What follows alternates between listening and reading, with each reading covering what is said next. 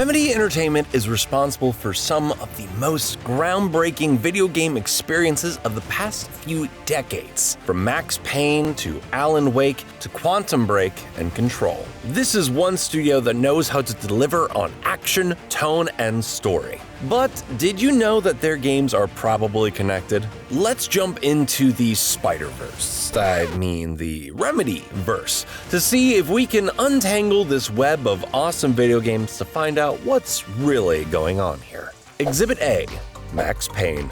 Remedy made their first real splash in the video game industry with Max Payne in 2001. The game follows an ex-cop as he goes on a mission to avenge his family. The neo-noir third-person shooter made waves with its gritty story and intense action, but it's really remembered for being the first game to implement slow-mo bullet time abilities. The titular character, who famously has the face of Sam Lake, the writer of the game and Remedy's creative director, has since become an industry icon. Just look at that smirk. How could you not love him? But enough chit-chat, how does Max Payne fit into the Remedyverse, which is officially known as the Remedy Connected Universe, or RCU? Well, Remedy was just getting started with this one, so there are no tangible connections until later, but that's not all. Max Payne is still owned by Rockstar Games, so while Max Payne technically plays a pretty big role in the RCU, it's not in the way that you may think. More on that later. For now, all you have to know is that Max Payne and its sequel, Max Payne 2: The Fall of Max Payne, established an atmosphere, a very specific tone, and a style of storytelling that would stick with Remedy's projects for many years to come. Is Max Payne part of the Remedyverse? Officially, no, but it's a little more complicated than that. Evidence shows that Sam Lake officially said Max is separate from the RCU because of Rockstar's ownership. Instead, it echoes through more recent projects. We're gonna get into those echoes a little later, but this case is closed for now. Exhibit B, Alan Wake. Ah yes, this is really where it all starts. Alan Wake was released in 2010, and it's a notable departure from Max Payne. The project famously had some trouble getting off the ground, with most of its 5-year development cycle being dedicated to an open-world version of the game that was ultimately scrapped. But as they say, all good things come with time, and boy is Alan Wake good.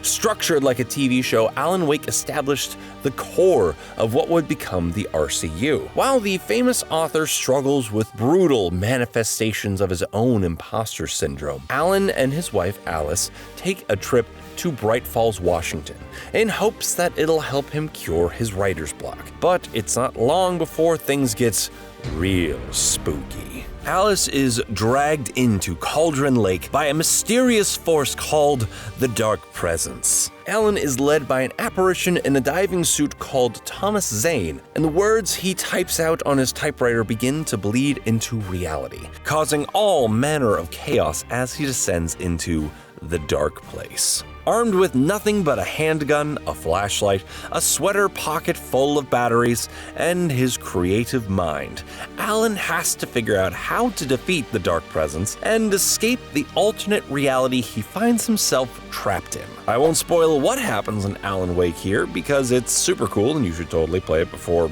Alan Wake 2, but this game establishes the kind of large-scale paranormal activity that would be expanded upon further in a game released almost a decade later. I'm getting there, I promise. Hold on, the question's coming. Just a few other pieces of evidence from Alan Wake before we move on to the next game. 1. In the Alan Wake universe, there is a show called Night Springs. It's basically the game's version of The Twilight Zone, and Wake has written several episodes of the show. 2. Alan also has a successful series of novels about an ex-cop named Alex Casey, who goes on a mission to avenge his family. Now, where have we heard that story before? 3. The concept of shoeboxes that protect items from paranormal events is introduced here. Alan's clicker, another item that comes up later, is protected from the Dark Presence by a shoebox. Number 4.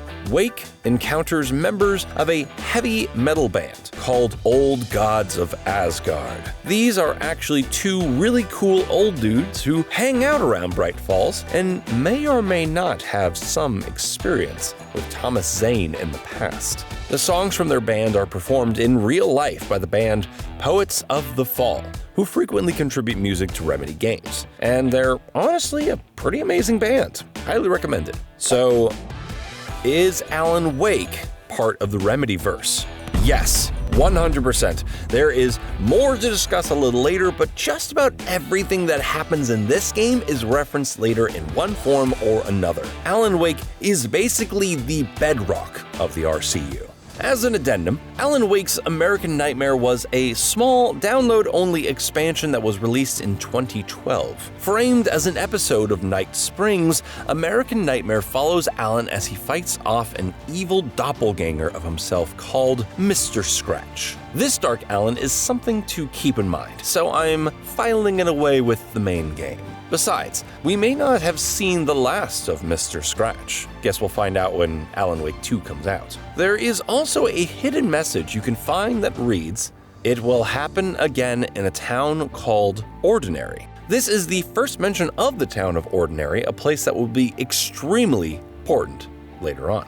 Exhibit C, Quantum Break.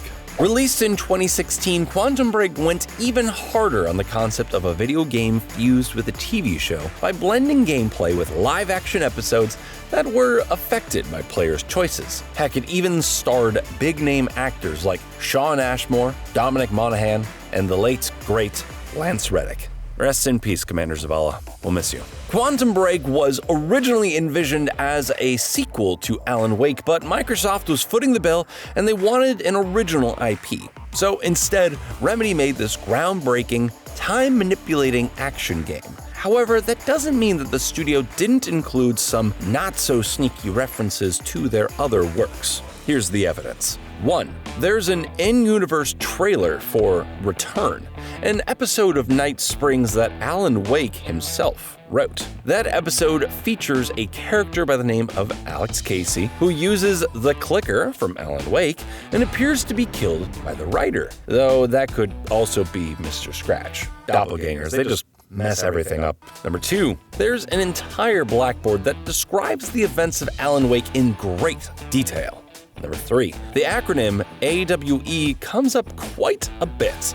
More on that in the next file. Number 4, The Sudden Stop, the book written by Alan Wake that appears in his game, can be found in Quantum Break. Number 5, The Town of Ordinary, which seems to be anything but, is mentioned here once again.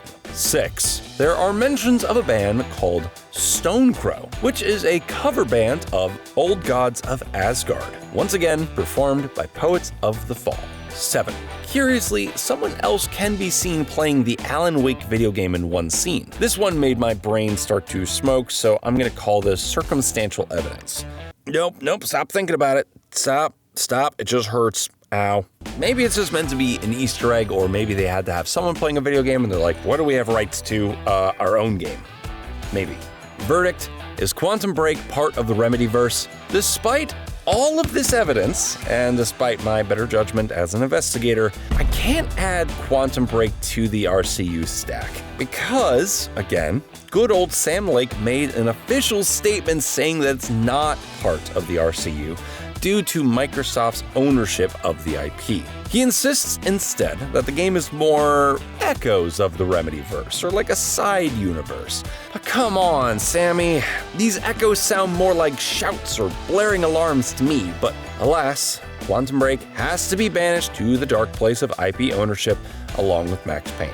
But who knows? Maybe the events of Quantum Break is just one of many altered world events. What is an altered world event, you may ask? Well, Exhibit D, Control. Okay, friends, it's finally happening. In 2019, Remedy Entertainment unleashed Control, an ultra-spooky, action-packed, and narratively dense game that establishes its own universe, while also breathing life into the Remedyverse. This is a good one.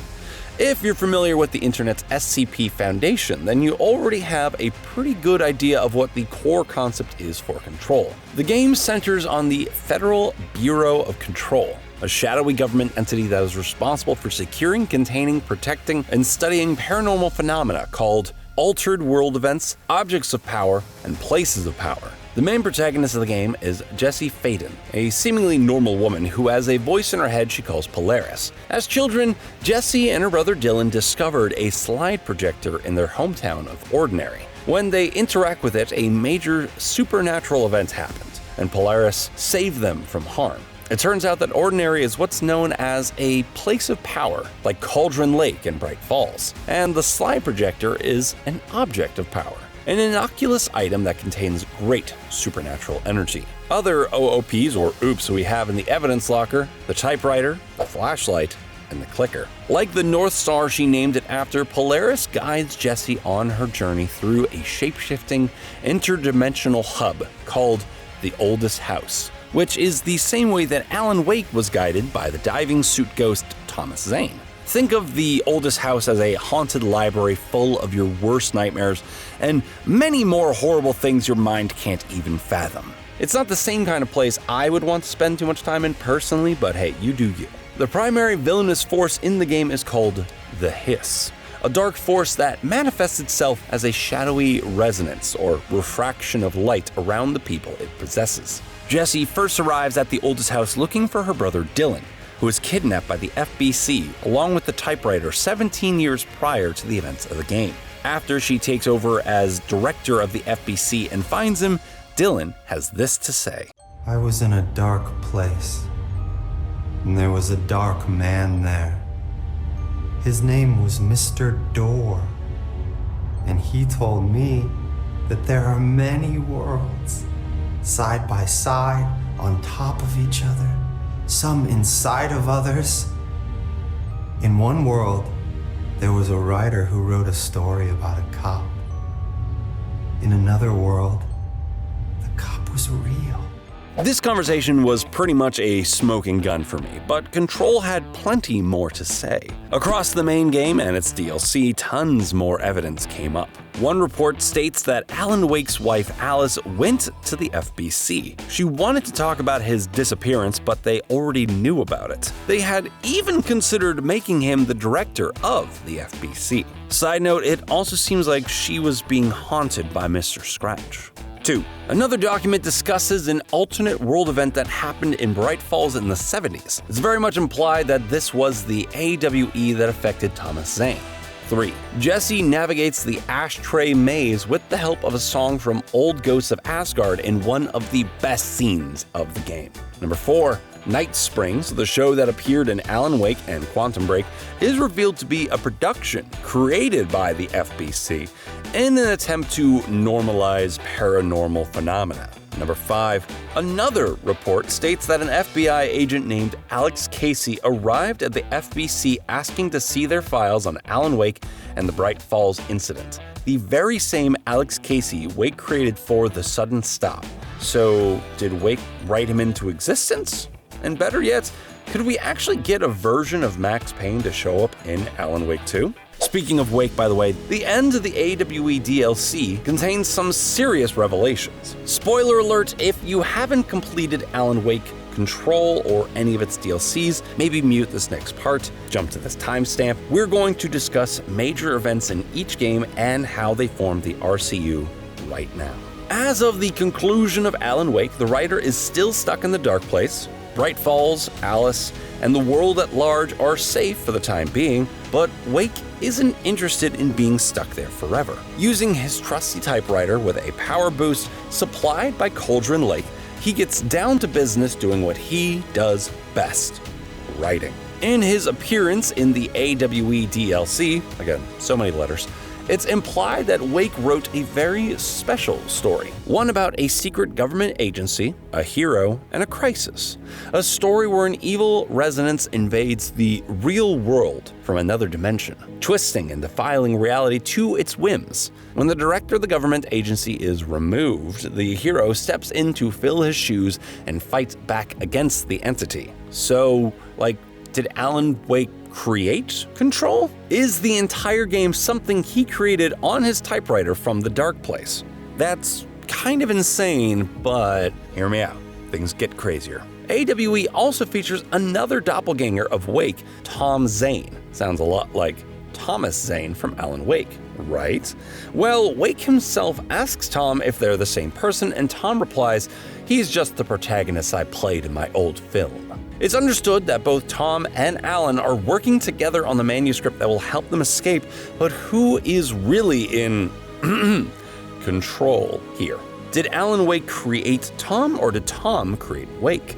Is Alan Wake a character in a story who is writing a story that also features the guy who made him? That's too many layers. My head is going to start spinning, but there is no question that Remedy has created something incredibly interesting here, and I cannot wait to see how things are fleshed out and hopefully explained in Alan Wake 2. So now, the final verdict. Is Control part of the Remedyverse? Not only is Control definitely part of the Remedyverse, I'm pretty sure that it is the Remedyverse. This case is closed. Another successful investigation by Detective Kino. Now I gotta go back to waiting patiently to play Alan Wake 2. Thanks for watching. Do you have any Remedyverse findings that we missed? Are you as excited for Alan Wake 2 as I am? Let us know in the comments, and don't forget to leave a like if you enjoyed my detective work. And if you want to show up in our videos like these awesome people, you can join our Patreon. The link is in the description below.